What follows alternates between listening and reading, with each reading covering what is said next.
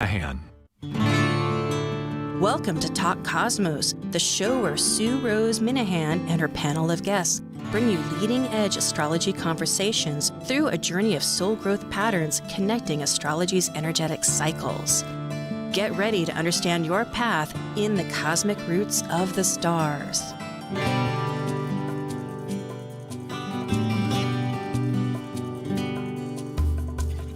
Hello, and thank you for joining Talk Cosmos, Insightful Conversations. Today is the beginning of the month. It's October 1st, and it is Panet Buzz, our panel, all about the eclipses that are staring us straight on, starting who knows when, but probably soon, if not now. And the first one will be, yes, it's hitting right now. It's in the middle of the month on the 14th of October, the solar one. All this information will come up ahead because I have lots of slides and I have wonderful panelists that know all kinds of extra things. But the second one after that, when the moon is eclipsed, will be on the 28th at the very end of the month. It's a potent time. The nodes are hanging straight on the same degree as of several days ago, 24 degrees with Eris, not necessarily the discord. She gets a bad rap. Stories linger and language lasts for a long time. With the power of words are amazing. But let's get back to the fact. She was all about, hey, who's being excluded? Her.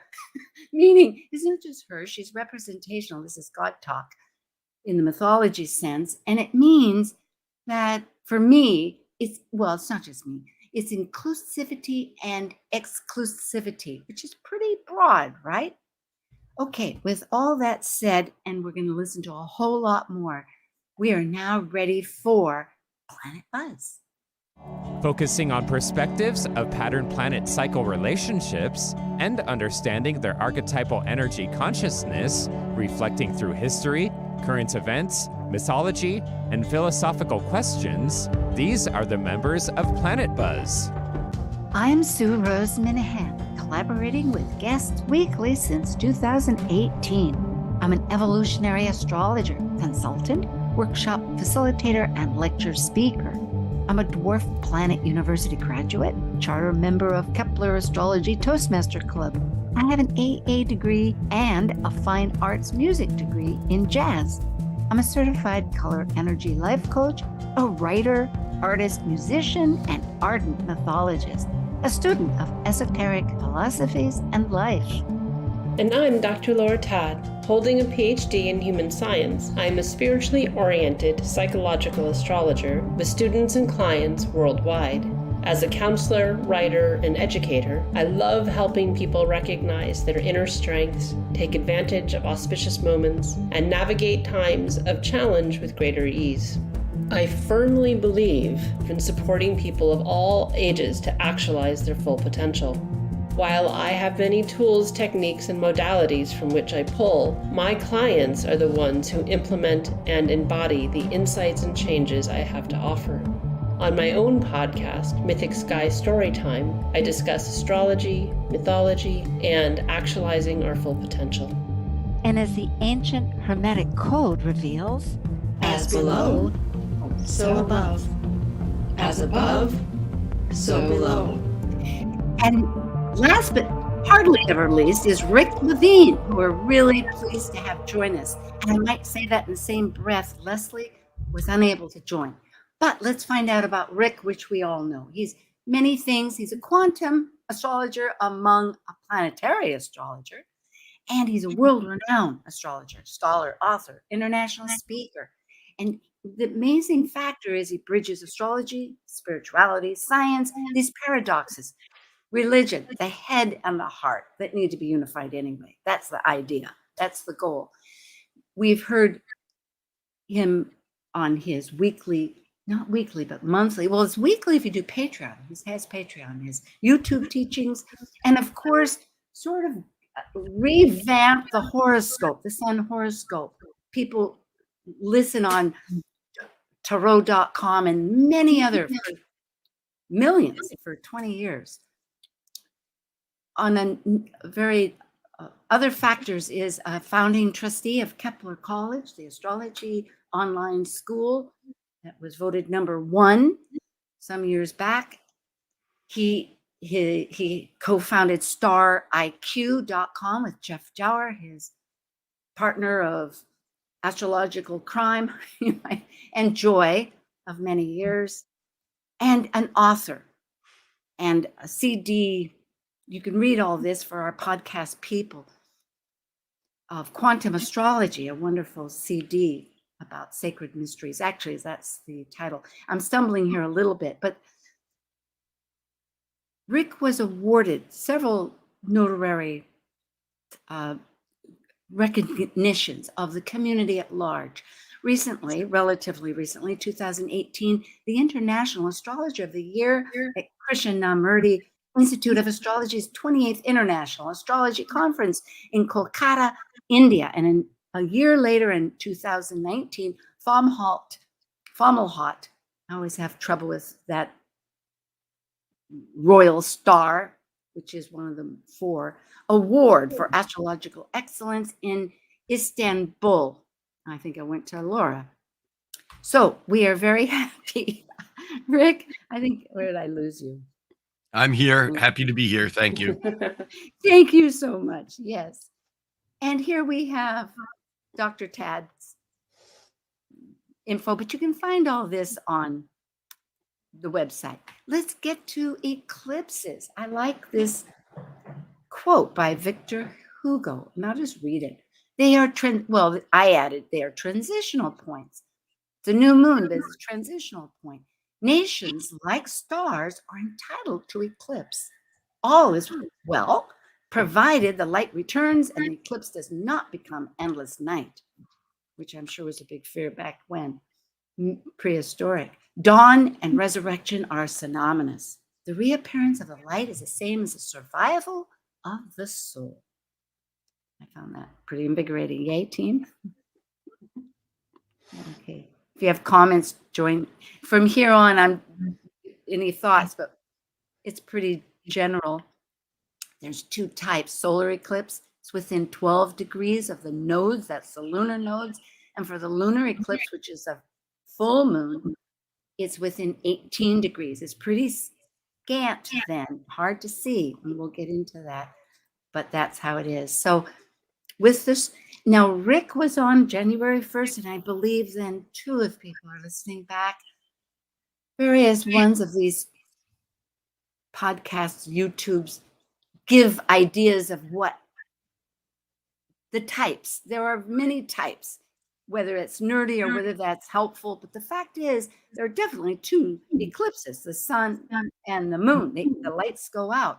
But with a solar eclipse, the moon, its proximity blocks the sun from view. This is a nice diagram. You can find a lot of this on NASA Space Edge, such as this, Earth, sky. Of the 4 types, this particular one's an annular versus the total or the partial, which pretty much state what they are. And the annular is when the distance of the moon is a little bit further from Earth. So around the perimeter, there's this gorgeous ring of fire, which is going to happen. And the hybrid is where, depending where you are on Earth, it looks like one or the other. That's pretty quick explanation, but we want to get to the chart and the talk rather than this. But a highlight here is Venus and Mars are the lunar nodal rulers of Aries and Libra currently. Venus, though, is ruling both of these eclipses, Libra and Taurus. And Libra also rules the South Node. Libra will be on the 14th, as I was saying, in 2 weeks. And the later will be just before Halloween on the 28th. But Mars is ruling the North Node. And for both, eclipses will be conjunct at a lunar node. And that's important. Here's the chart. I listed some of the highlights that we've talked about and listed, for those that are able to see it on YouTube, the planets. And I just stuck up in the top that they're Ptolemy aspects, and the red are where it's squares or half squares. And there's more. This is just what my computer happened to generate. So on with the force of the eclipse conversation. Anybody, I guess one place to begin is, well, it's eeny, meeny, miny, mo between Eris conjunct the North Node for 2 months, or Pluto that's always squaring the nodes as it is because of its position. It's a little wider at times, but it's squaring a heap of other planets at the same time.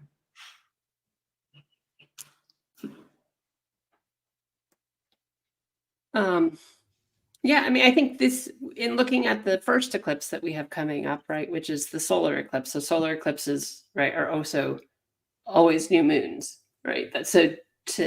And then, right, so then we can see in the chart, right, so it's only 3 degrees and change, almost 4 degrees away from the South Node. So I also think, in addition to when we look at the sign or the aspects that are happening with an eclipse, to also be cognizant of what node is being highlighted, right? Because is it South Node, which is in this case more about the past and what's not complete, versus a North Node, which is much more forward thinking, whether it's a solar or a lunar eclipse.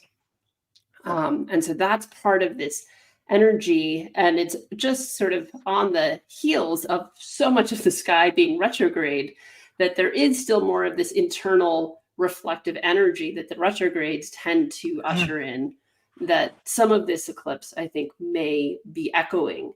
And that Libran partnership, equanimity, fairness, all those archetypes we associate with Libra, that what is, and our relationship with those things in the past, and where have we not been fair where we thought we were, and the resolution, what to ourselves or to others, right? That's the big shadow of Libra, is that overgiving often, right? Self-sacrifice. And so bringing that into better balance, depending on where that falls in your individual chart, right? That how much you're impacted by that will vary. And then there's the whole looking at the things globally. But yeah, Rick, did you have? Yeah, I think that you hit on something extremely important, and that is the fabric of the cosmic energy in which these two eclipses occur. And I think what's significant is that throughout the entire month of October, Jupiter, Saturn, Uranus, Neptune, Pluto, and Chiron, and Eris are all, for all practical purposes, stationary all month. I know technically they're still retrograde until the 10th of October, when Pluto turns direct and begins the direct parade over the next few months of the outer planets. But there's almost no movement in any of the outer planets throughout the entire month. Meanwhile, we have Mercury traveling twice as fast as the sun this month, moving almost 2 degrees a day. Venus is out of her shadow. She's moving fast. Mars is moving fast. And so it seems like there's a lot going on. It's one of the noisiest months I've ever seen, because the inner planets are moving so quickly. And yet, under the rapids and rough seas that are on the surface, once you get below the surface, nothing's happening. And so from that standpoint, there's a lot of disjoint energy, because we're all trying to figure out how to keep up with our lives, which are so crazy and so busy, and yet it doesn't seem like we're making any progress. Now, into this comes this first of the two eclipses, and I think you hit on the important things, that it's a South Node eclipse. It's in Libra, so it's partnership related. But I think another thing that is absolutely significant here is the fact that this eclipse is very close to being a quincunx to Uranus, and that quincunx is 5/12 of a circle. It's an aspect that's it's disjointed again. It's irritating. It's hard to find our mark. Ptolemy said that planets that were one sign away from being opposite each other, the eclipse is in Libra, the opposite is Aries, one sign away would be Taurus, that Uranus is exactly, within a degree, 150 degrees from the eclipse. And it just shows how it's almost impossible to integrate all this energy. Something isn't feeling right.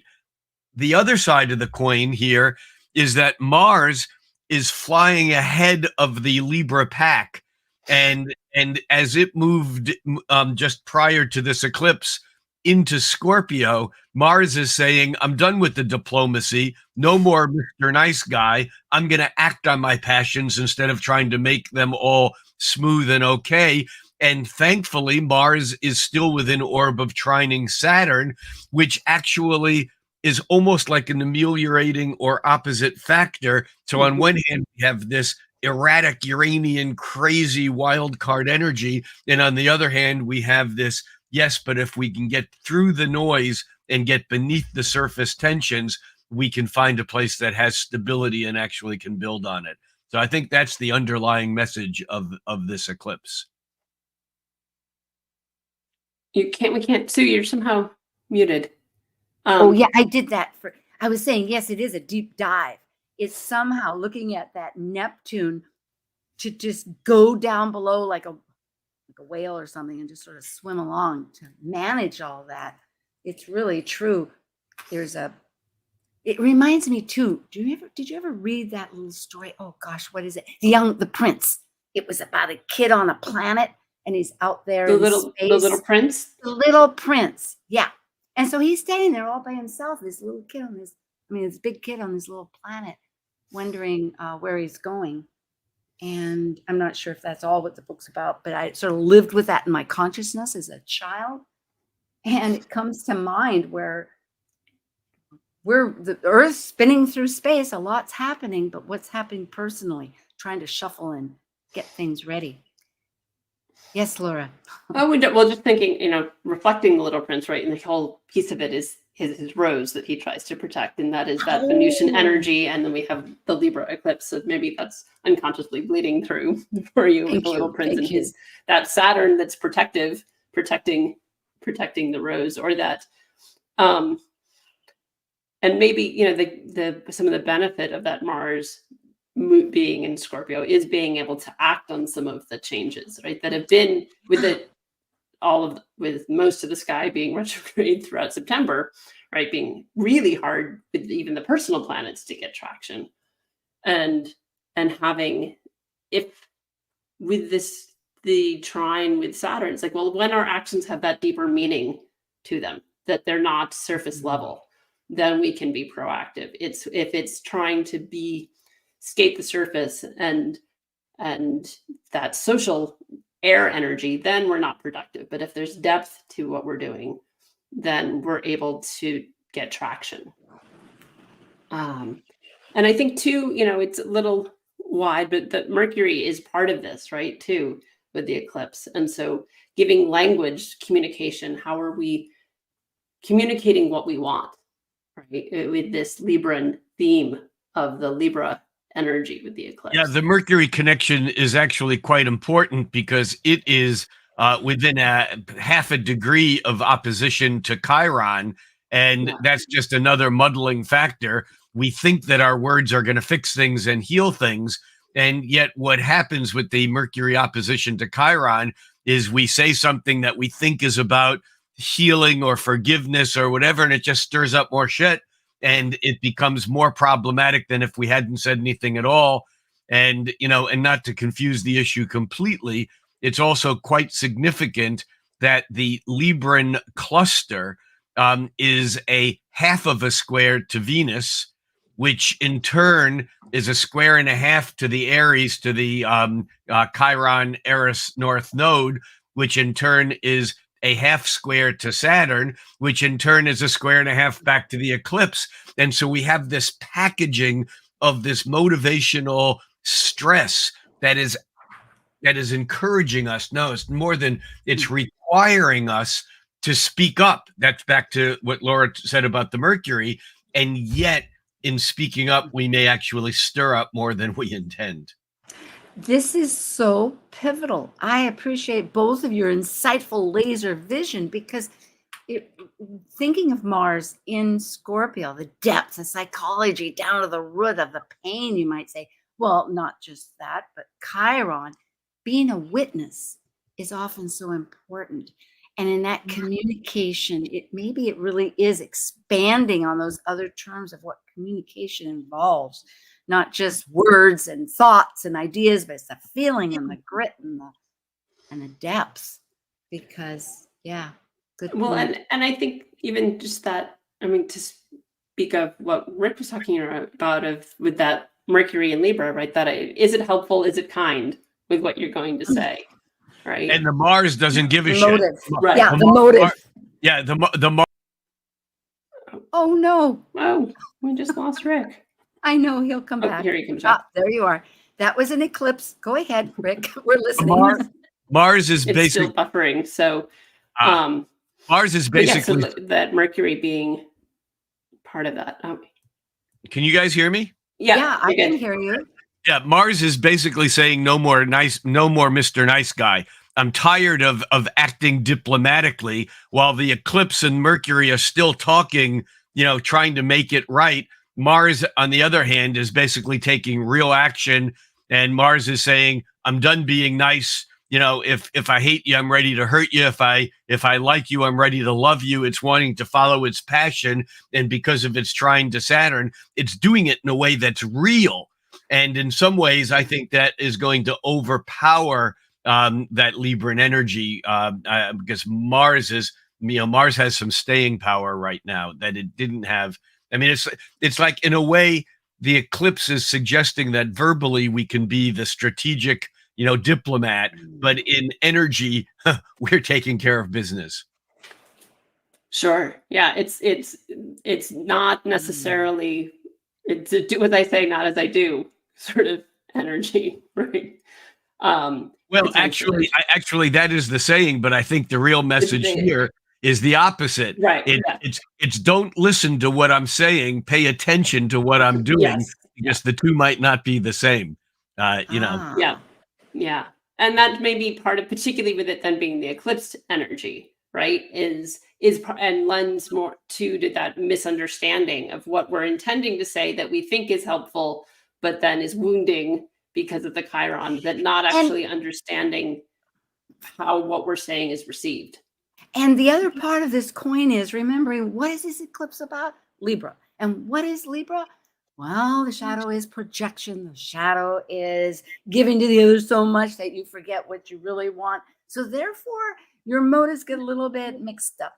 And that's what I think a lot of this is about, is like painfully or right, realizing, how are you really feeling? What are you really wanting to voice, to be? Because again, it involves that Jupiter that is about your values. It all goes back to Venus too, a bit. She is not always the let's have candies and roses. Well, especially because she's coming out of an opposition to Saturn that is still functioning. I mean, again, when I look at an eclipse, I'm always looking at what's the energy coming into it and going out of it. And coming into this, we have Mars having been at the last degrees of Libra, squaring Pluto. And later in the month, we'll have both the Sun and Mercury as they join up, as they conjoin later in the month, they'll be squaring Pluto. And we have that Venus moving through the opposition to Saturn. And it's like, this is not a comfortable month. And again, I come back to the point that even though we're driven to resolve or ameliorate our discomforts, the deeper level stuff ain't changing. It's going to take till November, December, January, February of next year for us to see what we've really done here in October. The stage is on, the curtains are falling, the different scenes are happening. It's so true. And today, as of the 1st, I know we don't have this and we're not looking at it, but Haumea has just re-entered Scorpio again. There's a whole exterior, resolution of adjustments happening. Am I getting weird on the sound? It's a little echoey, but oh yeah, I thought so. But meaning, as far as the backdrop ahead, like as of today, which is prior to that, there's this tenuous. I'm looking for my chart. Here we are. I thought it was about another talk, and I focused on it. It was like, Gee whiz. So we're right in the process now of this intense. Well, when Haumea, is that right? No, this is November 30th. Okay, I'm gonna just leave there. Let's look backwards and forwards. That's what we're doing.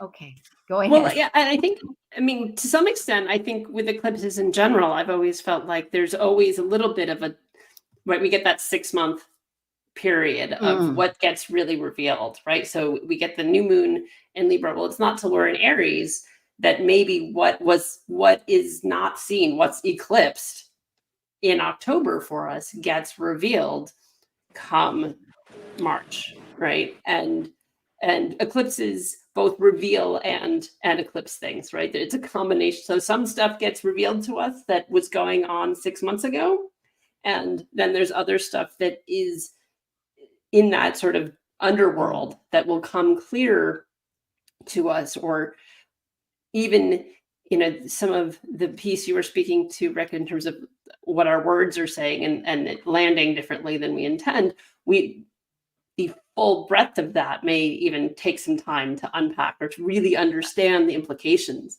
of, and seeing it rather than it being immediate. As much as Mars is a big player in this, we're dealing with Chiron and Aries. I gotta jump. Yeah. But you know what? Mars is pivotal. It rules the North Node. I just realized that. I'm having a nodal return. This is like all my history blooming in front of my face. And, you know, and the fact is Mars matters here a heap. Besides being connected with the South, which is saying, hey, let's undig it. Let's just clear it. Let's make it work. Let's have your partnerships happen in such a way that you're not struggling with mixed up other things. That all may be true, but remember that Mars is still within range of its square to Pluto, and that's not necessarily, you know, Mars is getting strength from its trine to Saturn, but it's not able to fully be in its passion. There's some self-control involved, and I think part of that self-control is because it's hurting from its encounter to Pluto, which basically is revealing a deeper power structure, authority, fascism, control that even Saturn has to serve. And so I don't think that Mars is quite as free as we would like it to be, even though it's moved from its Venus, you know, rule place in Libra into its own domicile, its own home in Scorpio. I mean, it's strong. I'm not disagreeing with you, Sue, but I like it. I thank you. And I hadn't realized, because we do have a break, and no, all of this is illuminating. The solar eclipse begins in Oregon, and it goes right down all these states of Oregon, California, Nevada, Utah, Arizona, Colorado, and Texas, into Mexico, Central America, and Northern South America. Because I know that a friend of ours mutually is going down to Oregon. Okay, and here we'll come back on this. We'll look at this briefly because we want to look at the lunar. All right, folks, I think we have time to cut away and come back. This is Panet Buzz about the eclipses with Rick Levine and Dr. Laura Tad. So thank you. We'll be right back. Thank you.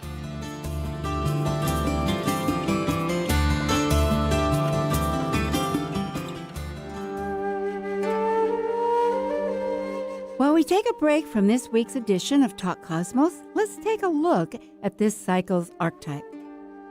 We are currently in the Yang period of Libra, ruled dually by Venus. By leaving the lower hemisphere of the self, the energy of Libra enters the arena where the completed self meets the other than self to form a relationship based on partnership.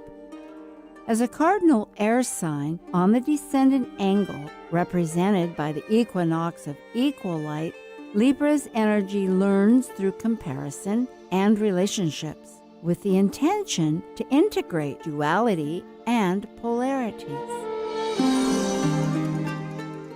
This is Martha Norwalk. Every Sunday morning, beginning at 9 a.m., thanks in part to the Ananda Institute of Living Yoga, we cover the world of animals. This week, October 8th, it's Best Neuro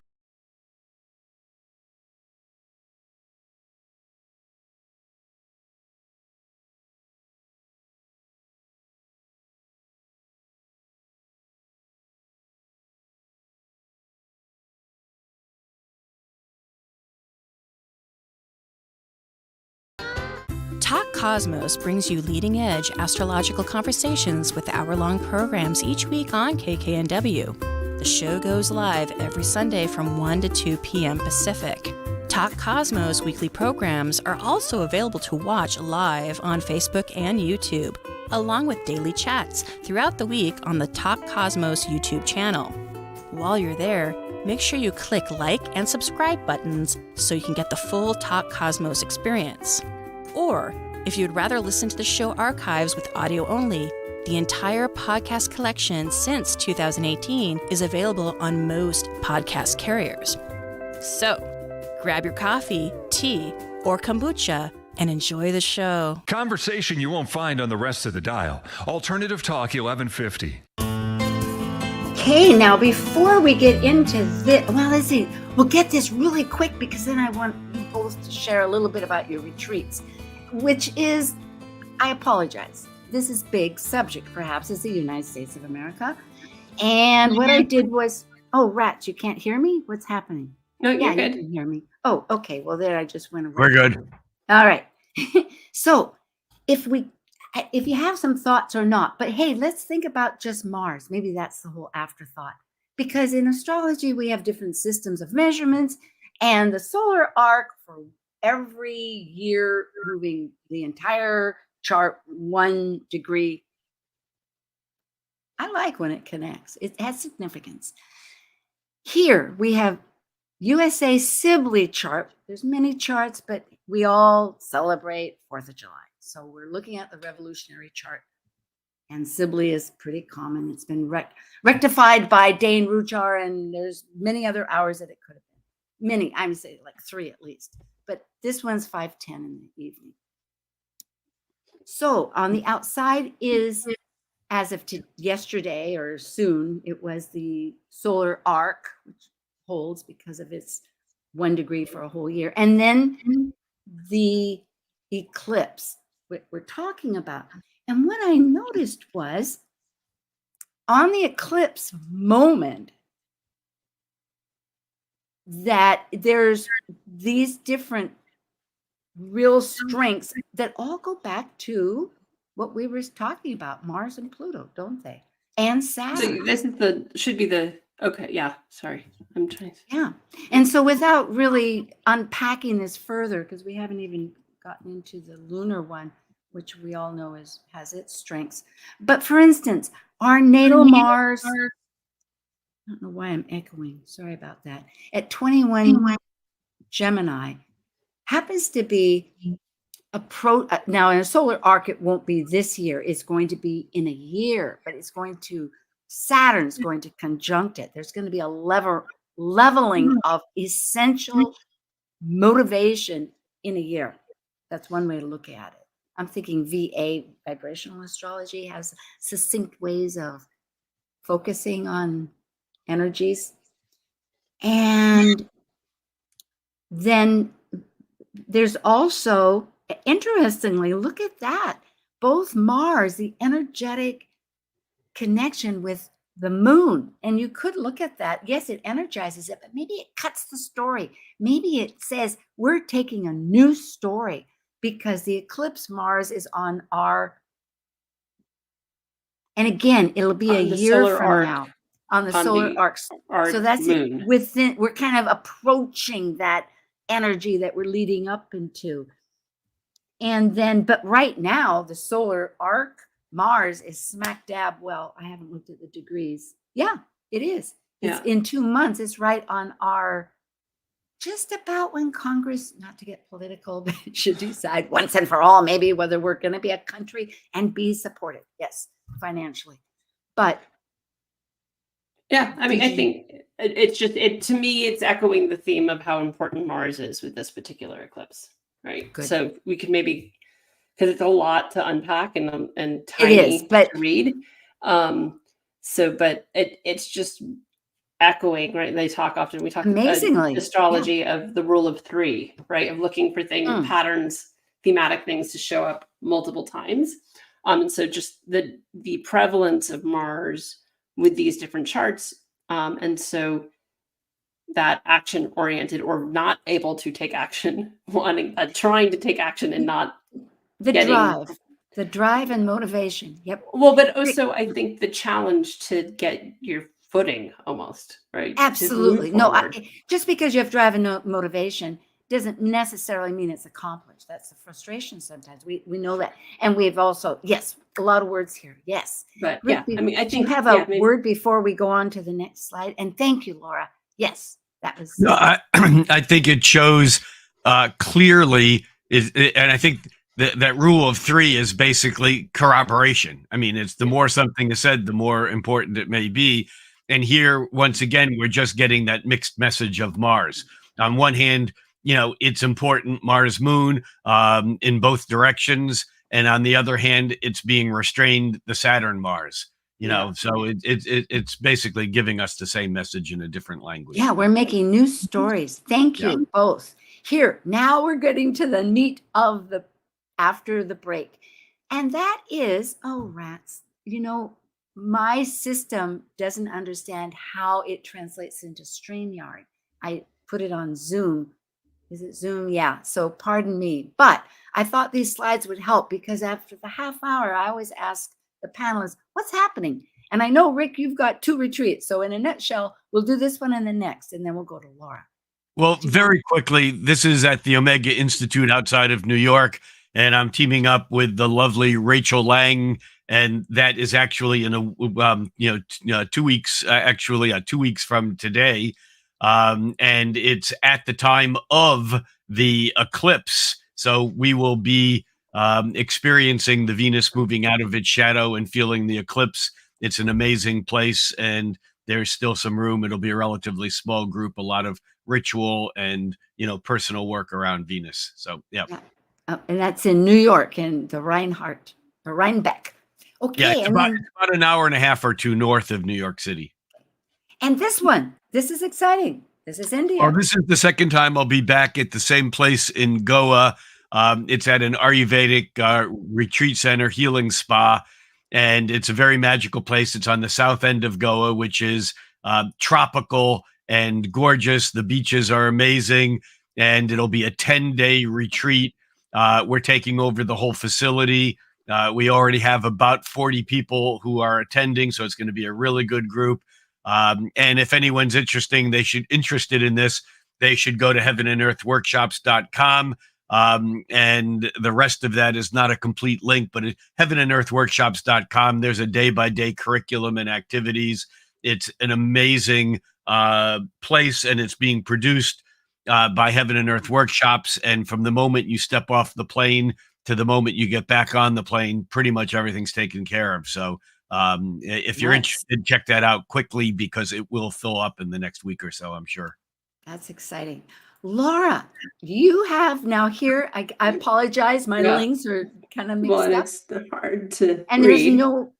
But go ahead. But so yeah, I'll be co-facilitating. So this past February, I helped run a retreat with a dear friend of mine, the Goddess Awakening retreat. We're doing in Nicaragua. We're doing that again, and it's, as it says here, it's just on the Costa Rican border. So you can either fly into Liberia, and we set up taxis to get you into Nicaragua, or you can fly into Managua. It's a lot more direct flights from the States to Costa Rica, so it's a little easier flight, even though it's a little more complicated crossing because you've got to literally walk across the Costa Rican Nicaraguan border. There's about 2 blocks of no man's land that you got to walk across. But it's like literally on the beach. It's right by a turtle sanctuary. We get to see baby turtles released into the sea, and yoga every morning. And I do some astrology and different myth work and processing work. So this particular one's all women. We're working on one that might be the week before that will just be a healing retreat. She's building a retreat center on the beach. Yeah. So in the future, we'll have our own, we won't just have Airbnb houses that we're renting out, but we'll have our own retreat center. And I'll have more info on my website soon. She doesn't have it on her website yet, so I've got to wait for that link to email. People will email Laura, which is, and I had it there, but it's Laura at Mythic Sky, and you can always go to Talk Cosmos, find out all about our panelists, and thank you. It'll be great summer times for both of you that are in the Northwest up there where it's a little colder. Two types of eclipses. This is the lunar eclipse. Earth comes between. It obscures the full moon at night. So instead of a full moon, you don't, it blocks it. Actually, it's in the shadow of it. And I don't want to, I want to get to the chart here. So go ahead if you have something. It's a new moon and full moon simultaneously, basically. Yep, exactly. So here we will pass this, but if anybody wants to go to NASA's Goddard Space Flight Center, it is a fascinating animation that's just been updated, very powerful and fun. And meanwhile, we're having a partial lunar eclipse. They're attached to Saros cycles, these larger cycles. It's 1,200 years, and it's pretty early in the cycle. And it will be on October 28th. There's a whole list of when it starts and when it begins. It's not an immediate process. It'll be 265 minutes. You divide that, that's about 4 hours, actually. Long time, it seems like, but it's waiting. It's like, oh, I see it happening. Oh, it's there. It lasts a while and then it goes away. So you can see that in the Eastern Americas, very slightly, and then other parts of the world, Europe, Asia, Africa, Australia. Here we are. It's a lot again on this screen. I think the next screen is empty if we want to go to that one. But Pluto staying the course, squaring 90 degrees in this toggle between how are we redoing the past? How are we going to the future? It's our relationships. Mercury changed signs, but so now Mercury is with Mars in that stellium in Scorpio. That let's get, like Rick was mentioning, of no prisoners held, or maybe I'm not sure. And not only is Mercury with Mars, but at the time of the eclipse, they're both very, very close to opposition to Jupiter, which is really the story of this eclipse. Yeah. I'd love to hear it. Thank you. Well, we have the Sun, Mercury, and Mars kind of all together in Scorpio, opposing or being opposed by the eclipsing or the eclipsed full moon that's approaching Jupiter. And so, again, we're at this polarity, but unlike the previous one, this polarity is more about resources and more about the complexity of who owns what. And that's not just physical material things, Taurus. It's also the metaphysical things of Scorpio that pull us out of our Taurian comfort zone. Mm-hmm. Yeah, I mean, I think when I first saw the chart, I was like, wow, okay, that's not a subtle eclipse, was my first reaction to the chart. And it's interesting that in different ways, right, Mercury is in play with this eclipse as well, right? It's a 5-degree orb from the sun, but it's Mercury's now on the other side of the sun and in a different sign. But and the sun is in Mars' home sign, and it's Mercury very closely conjunct with Mars. So yeah, what you're saying is absolutely true. And so this is still very much linked to the power of, like, Mercury conjunct Mars and Scorpio, even if we weren't dealing with an eclipse. That's a powerful voice. Cut to the chase, it says, yeah.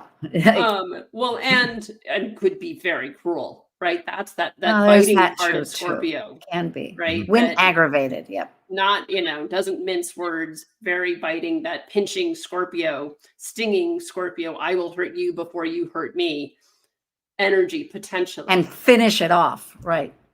It'll be an intense eclipse. So I think part of the problem with this eclipse is the Mercury conjoining Mars gives assertion, aggression, direction to our passions in Scorpio, to our words, Mercury. And in opposition to Jupiter, remember, Jupiter's a magnifying lens. And so and the moon approaching Jupiter, we're going to get. I mean, this is an ideal aspect if you're heading out to the playing field in a game of football, or even tennis, or even chess. I mean, it's about the power and the intensity of engaging and wanting to succeed or survive or win.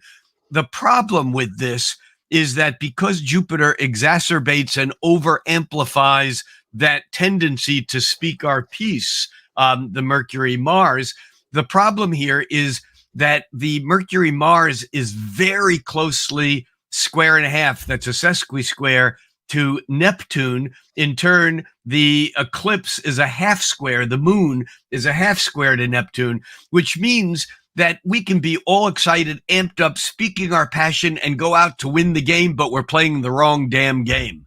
Mm-hmm.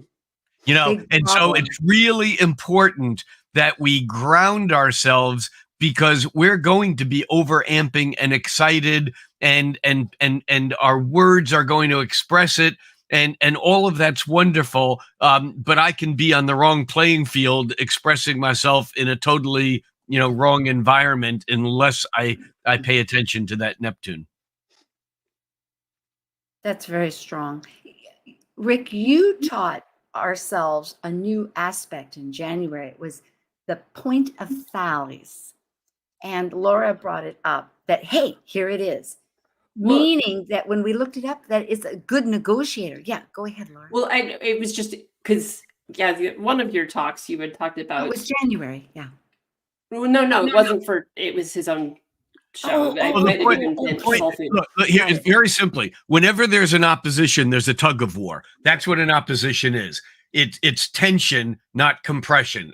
Tug of war, opposition. That's why oppositions are often relational, because when there's things pulled in tension, we can't go both ways. We go one way and the other then becomes projected.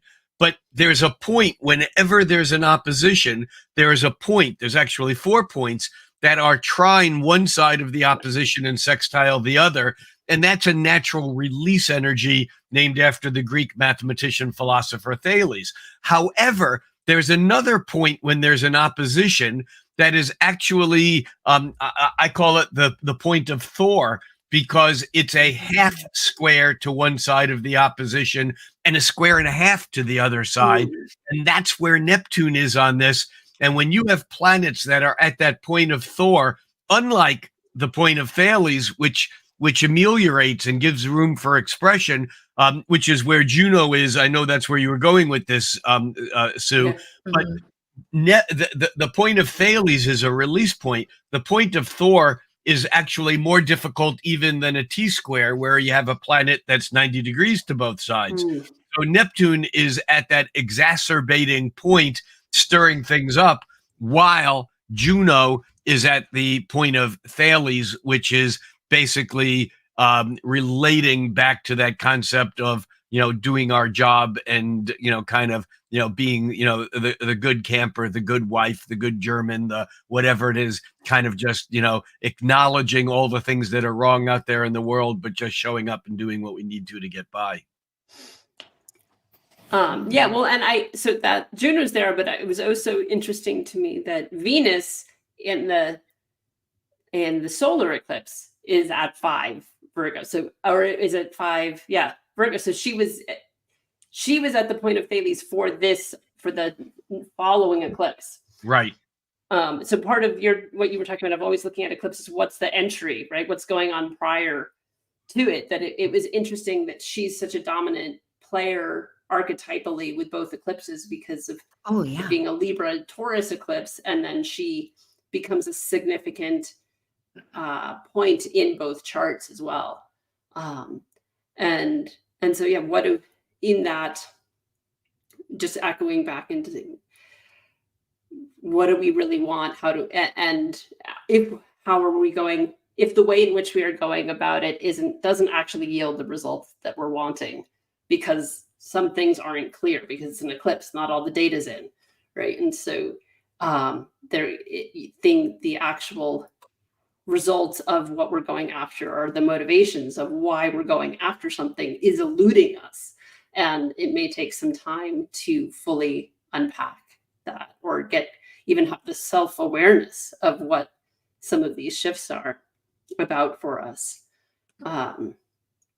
And yeah, and Neptune just adds to that lack of clarity, right? Neptune, I often describe to clients what that sort of shadow part of Neptune is like when you're a little kid and you would lie at the bottom of a bathtub and look up through the water, and everything was, we had a clawfoot tub when I was a kid, so it would be really echoey because of the metal, because it was a cast iron tub, and so it would distort sound really intensely. And so I always think of sort of an out of balance Neptune as that experience, that sensation that could potentially be part of this eclipse energy.